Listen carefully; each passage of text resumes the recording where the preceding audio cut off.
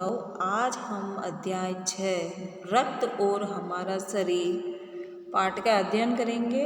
इसके रचयिता इसके लेखक यतीश अग्रवाल है। दिव्या अनिल की छोटी बहन है।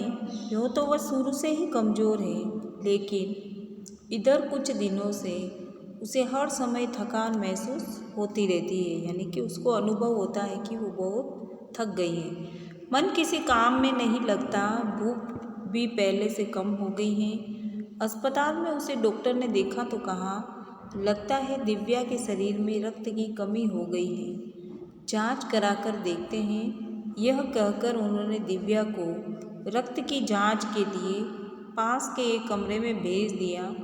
वहाँ अनिल को अपनी ही जान पहचान की डॉक्टर दीदी दिखाई दी। डॉक्टर दीदी ने कहा, कहो अनिल कैसे आना हुआ। अनिल ने बताया कि डॉक्टर ने दिव्या को खून की जांच के लिए आपके पास भेजा है। इतना सुनते ही डॉक्टर दीदी ने दिव्या को उंगली से रक्त की कुछ बूंदें छोटी सी शीशी में डाल दी। यानी कि खून जांच करने के लिए उंगली से कुछ रक्त की बूंदें ले ली और स्लाइड पर लगा दी। यानी कि एक कांच की जो पट्टी होती है, स्लाइड का मतलब होता है कांच की एक पट्टी, उस पर वो खून की बूंदें डाल दी। फिर अनिल से बोली, अनिल तुम कल अस्पताल से रिपोर्ट ले जाना। यानी कि जो जांच आएगी उस जांच पत्र को तुम लेकर जाना। अगले दिन अस्पताल पहुंचकर अनिल ने डॉक्टर दीदी के कमरे के दरवाजे पर दस्तक दी। यानी कि दस्तक देना यानी कि दरवाज़ा खटखटाना। भीतर से आवाज़ आई, आ जाओ। अनिल ने कमरे में प्रवेश किया तो पाया डॉक्टर दीदी सूक्ष्मदर्शी यंत्र यानी कि छोटी वस्तु को बड़ा दिखाने वाला यंत्र, तो सूक्ष्मदर्शी द्वारा एक स्लाइड की जांच कर रही थी। सूक्ष्मदर्शी यंत्र का मतलब होता है कि छोटी वस्तु को बहुत बड़ा दिखाने के लिए उसका उपयोग करते हैं। दीदी के इशारे पर वह पास रखी एक कुर्सी पर बैठ गया। स्लाइड की जांच पूरी होने पर डॉक्टर दीदी ने साबुन से हाथ धोए और तौलिए से पोंछती हुई बोली, अनिल दिव्या को एनीमिया है। एनीमिया यानी कि ऐसा रोग होता है जिसमें खून की कमी हो जाती है, जिसको एनीमिया कहते हैं। चिंता की बात नहीं, कुछ दिन दवा लेगी तो ठीक हो जाएगी। अनिल के मन में जिज्ञासा हुई। जिज्ञासा का अर्थ होता है जानने की इच्छा। वह बोला, दीदी एक सवाल पूछूं? हाँ हाँ, क्यों नहीं, डॉक्टर दीदी ने कहा। एनीमिया से आपका क्या मतलब है दीदी? उसने पूछा। यह जानने के लिए तुम्हें रक्त के बारे में जानना होगा, डॉक्टर दीदी ने कहा। फिर बोली, अनिल देखने में रक्त लाल द्रव के समान दिखता है, किंतु इसे सूक्ष्मदर्शी द्वारा देखें तो यह भानुमति के पिटारे से कम नहीं। सूक्ष्मदर्शी यानी कि छोटी वस्तुओं को बड़ा दिखाने वाला यंत्र। मोटे तौर पर इसके दो भाग होते हैं। एक भाग जो तरल है जिसे हम प्लाज्मा कहते हैं, दूसरा वह जिसमें छोटे बड़े कई तरह के कण होते हैं, कुछ लाल, कुछ सफ़ेद और कुछ ऐसे जिनका कोई रंग नहीं हो, जिन्हें हम बिंबाणु यानी कि प्लेटलेट कण कहते हैं। ये कण प्लाज्मा में तैरते रहते हैं। इतना कहकर डॉक्टर दीदी ने सूक्ष्मदर्शी के नीचे एक स्लाइड दिखाई, उसे फोकस किया। देखा, अनिल सूक्ष्मदर्शी द्वारा जो कण दिखाई दे रहे हैं ये लाल रक्त कण हैं। स्लाइड देख मानो आश्चर्य से उछल पड़ा अनिल। रक्त की बूंद में इतने सारे कण, इसकी तो वह कल्पना भी नहीं कर सकता। वह बोला, इन्हें देखकर तो ऐसा लग रहा है मानो छोटी छोटी बालूशाही रख दी हो। यानी कि बालूशाही एक तरह की मिठाई होती है। हाँ दीदी बोली, लाल कण बनावट में बालूशाही की तरह होते हैं, गोल और दोनों तरफ अवतल, यानी कि दोनों तरफ से दबे हुए।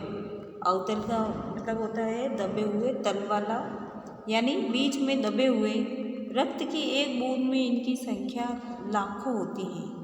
यदि हम 1 मिलीलीटर रक्त ले तो उसमें हमें 40 से 55 लाख कण मिलेंगे।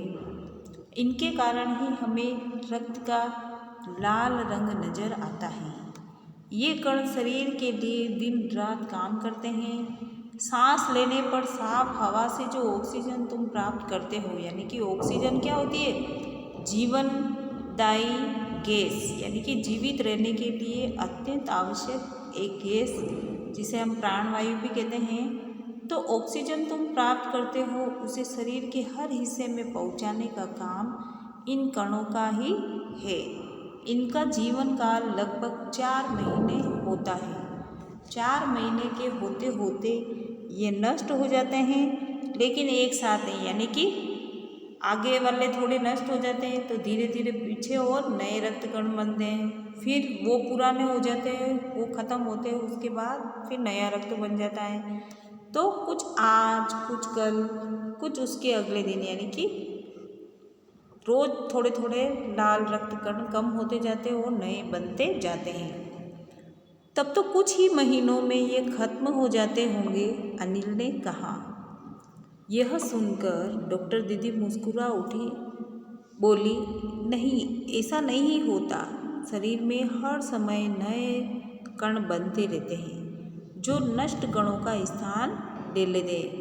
हड्डियों के बीच के भाग मज्जा में ऐसे बहुत से कारखाने होते हैं। मज्जा यानी कि हड्डियों के बीच में रक्त का निर्माण करने वाले ऊतक, है ना। तो मज्जा में ऐसे बहुत कारखाने होते हैं जो रक्त कणों के निर्माण के कार्य में लगे रहते हैं, यानी कि वो दिन रात नए रक्त कण बनाने में ही लगे रहते हैं। इनके लिए इन कारखानों को प्रोटीन, विटामिन, लोह तत्व, प्रोटीन यानी कि शरीर के निर्माण के लिए आवश्यक जो पोषक तत्व होते हैं वो, विटामिन यानी कि रक्त कणों के निर्माण के लिए आवश्यक पोषक तत्व, तो विटामिन रूपी कच्चे माल की ज़रूरत होती है इस कारखाने को। तो यह पौष्टिक आहार जो हम लेते हैं उसमें हरी सब्जी, फल, दूध, अंडा और मांस में ये तत्व उपयुक्त मात्रा में होते हैं। यदि कोई व्यक्ति उचित आहार ग्रहण नहीं करता तो इन कारखानों को आवश्यकता अनुसार कच्चा माल नहीं मिल पाता, यानी कि जो हम कुछ भी खाते हैं उसी से ये हमारे शरीर के अंदर जाकर खून का निर्माण होता है। इन चीज़ों से नतीजा ये होता है कि रक्त कण, अगर हम अच्छा मतलब पौष्टिक आहार नहीं खाते हैं तो ये रक्त कण नहीं बन पाते हैं और रक्त में इनकी कमी हो जाती है। लाल कणों की इसी कमी को एनीमिया कहते हैं। तो क्या संतुलित आहार लेने मात्र से हम एनीमिया से बचे रह सकते हैं? अनिल ने सवाल किया। दीदी बोली, हाँ, यह कहना काफ़ी हद तक सही होगा। यूँ तो एनीमिया बहुत से कारणों से हो सकता है, किंतु हमारे देश में इसका सबसे बड़ा कारण पौष्टिक आहार की कमी है ना, यानी कि पौष्टिक आहार जब हम ग्रहण नहीं करते हैं तो उस कारण से लाल रक्त कणों की संख्या कम हो जाती है। इसके अलावा इस रोग का एक बड़ा कारण भी है पेट में कीड़ों का हो जाना। ये कीड़े प्राय दूषित जल और खाद्य पदार्थों द्वारा हमारे शरीर में प्रवेश करते हैं। अतः इनसे बचने के लिए ये आवश्यक है कि हम पूरी सफाई से बनाए गए खाद्य पदार्थ ही ग्रहण करें, यानी कि जो खाने योग्य जो खाना है वो अगर साफ सफाई से बनाया गया तो उसी को हम खाएं। भोजन करने से पूर्व अच्छी तरह से हाथ धो लें और साफ पानी ही पिए, यानी कि पानी को भी हमेशा छान कर ही पीना चाहिए। और हाँ अनिल, एक किस्म के कीड़े भी हैं जिनके अंडे ज़मीन की ऊपरी सतह में पाए जाते हैं, यानी कि ज़मीन की जो ऊपरी परत होती है उस पर भी बहुत सारे कीड़े, छोटे मोटे कीटाणु पाए जाते हैं।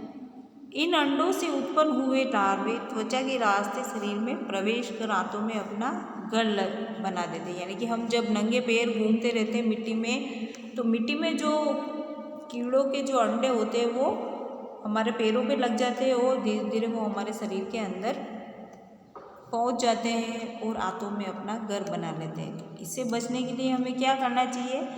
इनसे बचने का सहज उपाय है कि शौच के लिए हम शौचालय का प्रयोग ही करें, यानी कि खुले में हम शौच ना करें और इधर उधर नंगे पैरों से नहीं चलें, यानी कि पैरों में हमेशा हम चप्पल पहने रहें। दीदी यह तो बहुत ही महत्वपूर्ण बात बताई आपने, अनिल बोला। वह पल पर सोच में डूब गया, यानी कि थोड़े समय के लिए वो सोचने लगा। फिर बोला, आपने बताया था कि रक्त में सफ़ेद कण और बिंबाणु भी होते हैं, शरीर में उनका क्या काम है? तो दीदी बोली, सफ़ेद कण वास्तव में हमारे शरीर के वीर सिपाही यानी कि बहादुर सिपाही हैं। जब रोगाणु शरीर पर धावा बोलने की कोशिश करते हैं तो सफ़ेद रक्त कण उनसे डटकर मुकाबला करते हैं और जहाँ तक संभव हो पाता है रोगाणुओं को भीतर घर नहीं करने देते, यानी कि वो हमारे शरीर के अंदर रोगाणुओं को बसने नहीं देते हैं। बस संक्षेप में यानी कि सारांश में यूँ मान लो कि वे बहुत से रोगों से हमारी रक्षा करते हैं। और बिंबाणु का क्या काम है?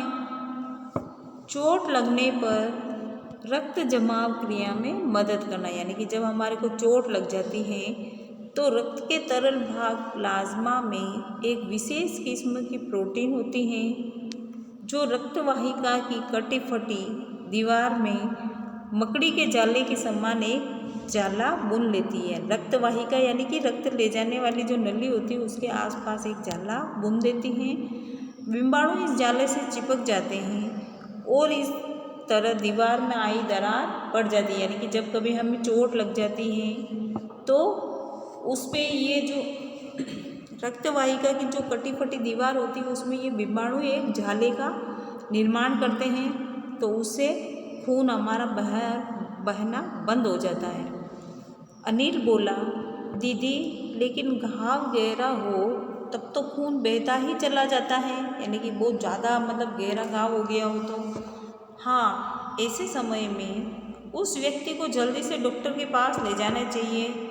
ज़रूरत समझने पर ऐसी स्थिति से निपटने के लिए कुछ टाँके भी लगाने पड़ सकते हैं, यानी कि उसको फर्स्ट एड पहले उपचार देना चाहिए, यानी कि बहुत घाव गहरा हो गया हो, खून बह रहा हो तो हमें उसके पहले एक साफ कपड़े से उस जगह को कस के बांध देना चाहिए, फिर तुरंत डॉक्टर के पास ले जाना चाहिए।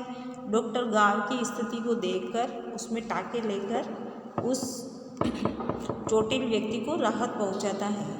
किंतु डॉक्टर के पास पहुंचने तक के समय में चोट के स्थान पर कसकर एक साफ कपड़ा बांध देना चाहिए। दवा पड़ने से रक्त का बहना कम हो जाता है तो उस व्यक्ति के लिए काफ़ी लाभप्रद सिद्ध हो सकता है। किंतु अगर बहुत अधिक रक्त बह जाए तो उसे रक्त चढ़ाने की ज़रूरत भी पड़ सकती है, यानी कि बहुत सारा अगर रक्त शरीर से बह गया है तो खून की कमी हो जाती है, तब हमारे को उस आदमी को नया खून भी चढ़ाना पड़ सकता है। अनिल ने कहा, क्या ऐसे समय किसी भी व्यक्ति का खून आ सकता है? खून काम आ सकता है? दीदी बोली, अनिल, हर समय किसी का रक्त एक सा नहीं होता है। कुछ विशेष गुणों के आधार पर रक्त को 4 मुख्य वर्गों में बांट दिया गया है। ज़रूरतमंद व्यक्ति के रक्त समूह की जांच करने के बाद उसे उसी रक्त समूह का रक्त चढ़ाया जाता है, यानी कि हर किसी का खून हर किसी व्यक्ति को नहीं चढ़ा सकते। ऐसी आपात स्थिति के लिए ही ब्लड बैंक बनाए गए हैं। प्राय हर बड़े अस्पताल में इस तरह के बैंक होते हैं जहाँ सभी प्रकार के रक्त समूहों का रक्त तैयार रखा जाता है। किंतु इन ब्लड बैंकों में रक्त का भंडार सुरक्षित रहे, इसके लिए यह आवश्यक है कि हम समय समय पर रक्तदान करते रहें। दीदी ने कहा, क्या मैं भी रक्तदान कर सकता हूँ? अनिल ने पूछा। नहीं, अभी तुम छोटे हो। 18 वर्ष से अधिक उम्र के स्वस्थ व्यक्ति ही रक्तदान कर सकते हैं, यानी कि जो व्यक्ति 18 साल का हो चुका है वो रक्तदान कर सकता है। एक समय में उसे लगभग 300 मिलीलीटर रक्त ही लिया जाता है। यानी कि एक व्यक्ति के शरीर से जो ब्लड बैंक है, जो रक्तदान कर रहा है, तो उस व्यक्ति का केवल 300 मिलीलीटर रक्त ही लिया जाता है। प्रायः यह समझा जाता है कि रक्तदान करने से कमजोरी हो जाती है, किंतु यह विचार बिल्कुल निराधार है। हमारा शरीर इतना रक्त तो कुछ ही दिनों में बना लेता है। वैसे भी शरीर में लगभग 5 लीटर खून होता है, यानी कि हमारी पूरी बॉडी के अंदर 5 लीटर खून होता है। इसमें से यदि कुछ रक्त किसी ज़रूरतमंद व्यक्ति के लिए जीवन दान बन जाए तो इससे बड़ी बात क्या होगी। दीदी समझाते हुए बोली, फिर तो बड़ा होने पर मैं नियमित रूप से रक्तदान किया करूँगा, ऐसा अनिल ने कहा। शाबाश अनिल, डॉक्टर दीदी ने अनिल की पीठ ठोकते हुए कहा। इस प्रकार आज हमने रक्त और शरीर पाठ को समझा कि किस प्रकार रक्त हमारे शरीर में बनता है, काम करता है, नए रक्त कण हमारे शरीर में बनते हैं। तो हमें हमेशा पौष्टिक आहार और साफ सफाई का ध्यान रखना चाहिए। धन्यवाद।